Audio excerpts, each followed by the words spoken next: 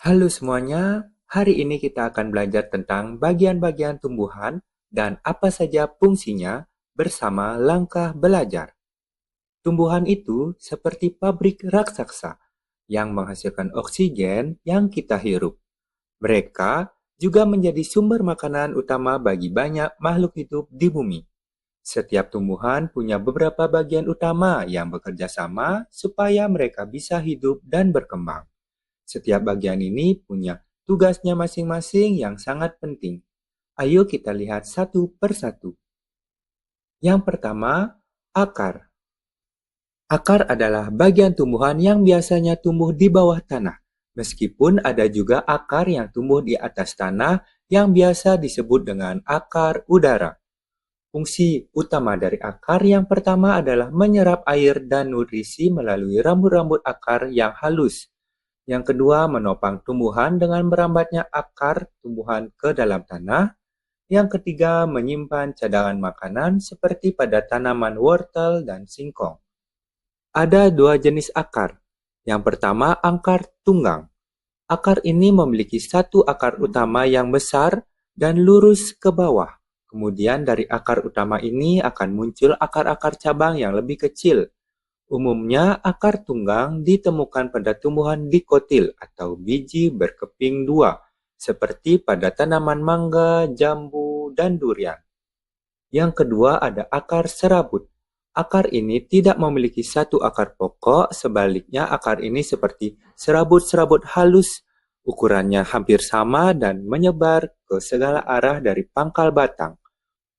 Umumnya ditemukan pada tumbuhan monokotil atau biji berkeping satu, seperti pada tanaman, padi, jagung, dan rumput.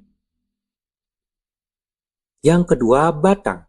Batang adalah bagian tumbuhan yang tumbuh di atas tanah dan menjadi penopang utama bagi daun, bunga, dan buah.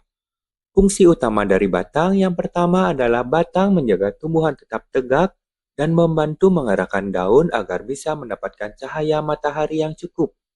Yang kedua, batang menjadi tempat transportasi yang mengangkut air dan nutrisi dari akar ke seluruh bagian tumbuhan serta hasil fotosintesis dari daun ke bagian yang lainnya.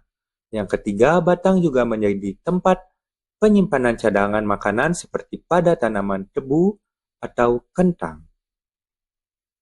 Terdapat dua jenis batang. Yang pertama, batang berkayu. Umumnya batang ini bertekstur keras, berwarna coklat, dan sulit dipatahkan. Contohnya seperti pada tanaman jati dan mangga.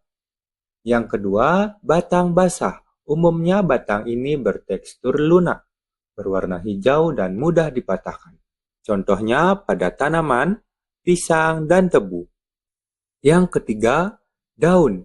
Daun adalah bagian yang tumbuh dari batang atau cabang tumbuhan. Fungsi utama dari daun yang pertama adalah tempat fotosintesis yang merupakan proses pembuatan makanan oleh tumbuhan menggunakan cahaya matahari, air, dan karbon dioksida. Yang kedua, transpirasi, yaitu mengatur penguapan air dari permukaan daun melalui stomata. Yang ketiga, respirasi, yaitu melakukan pernapasan dalam proses pengambilan oksigen dan pelepasan karbon dioksida. Daun memiliki beberapa macam bentuk tulang daun. Yang pertama, tulang daun menyirip. Susunan tulang daun ini menyerupai sirip ikan. Ada satu tulang daun utama yang memanjang dari pangkal hingga ujung daun, dan bagian sampingnya keluar tulang-tulang cabang yang lebih kecil di kedua sisinya. Contohnya pada tanaman jambu. Yang kedua, tulang daun menjari. Susunan tulang daun ini mirip jari-jari tangan yang terbuka. Beberapa tulang daun utama memancar dari satu titik di pangkal hingga keluar ke ujung daun. Contohnya pada daun pepaya. Yang ketiga, tulang daun melengkung. Susunan tulang daun ini terdapat tulang daun yang memancar dari pangkal daun kemudian melengkung ke arah ujung daun. Contohnya tanaman sirih. Yang keempat, tulang daun sejajar. Susunan tulang daun ini terlihat seperti garis-garis sejajar. Tulang-tulang daun utama membentang lurus dan sejajar satu sama lain dari pangkal ke ujung daun. contohnya tanaman padi. Yang keempat, bunga. Bunga adalah bagian tumbuhan yang bertanggung jawab untuk reproduksi. Fungsi utama dari bunga yang pertama adalah tempat reproduksi yang berperan dalam penyerbukan dan pembuahan untuk menghasilkan biji. Yang kedua, menarik penyerbuk. Bunga seringkali memiliki warna cerah, aroma harum, dan nektar untuk menarik serangga, burung, atau hewan yang lain yang dapat membantu penyerbukan. Selanjutnya, bagian-bagian bunga. Benang sari sebagai alat reproduksi jantan, putih sebagai alat reproduksi betina, kelopak bunga sebagai pelindung saat bunga masih kuncup, mahkota sebagai bagian yang menarik serangga dengan warnanya, dan tangkai bunga sebagai penopang bunga. Yang kelima, buah. Buah adalah hasil perkembangan dari bakal buah setelah bunga berhasil dibuahi. Fungsi utama dari buah yang pertama adalah melindungi biji. Kulit buah dan daging buah akan melindungi biji yang ada di dalamnya dari kerusakan. Yang kedua, membantu penyebaran biji. Buah seringkali menarik hewan untuk memakannya, dan bijinya yang tidak tercerna akan tersebar di berbagai tempat. Beberapa buah juga dirancang untuk disebarkan oleh angin atau air. Selanjutnya, bagian-bagian buah ada kulit buah, daging buah, dan biji. Yang keenam, biji. Biji adalah calon tumbuhan baru yang terbentuk dari bakal biji setelah dibuahi.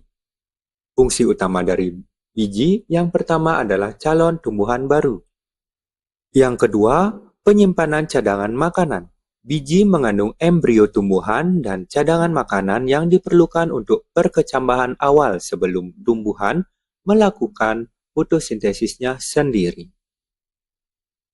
Setiap bagian tumbuhan bekerja sama secara terkoordinasi untuk memastikan tumbuhan tetap tumbuh, berkembang biak, dan bertahan hidup. Terima kasih dan sampai jumpa.